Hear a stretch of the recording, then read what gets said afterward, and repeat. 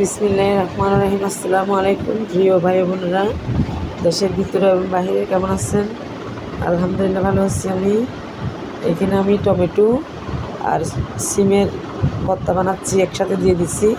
2টা টমেটো দিলাম আর সিম দিচ্ছি 10-12টা।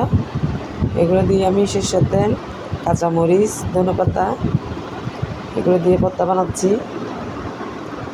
দেখেন কেমন হয়েছে।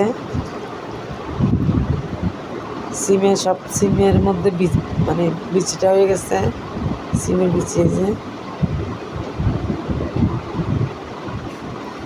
পরিমাণ মতো লবণ দিয়ে দিয়েছি।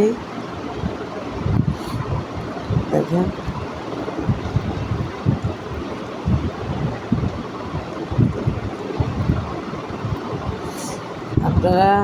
আপনাদের লাইক কমেন্ট শেয়ার পেলে আর একটা সাবস্ক্রাইবার পেলে আমার অনেক ভালো লাগে। কেমন হয়েছে জানাবেন। লাইক কমেন্ট শেয়ার দিয়ে সাবস্ক্রাইবার করে চ্যানেলটিকে রাখবেন। আজ এই পর্যন্ত।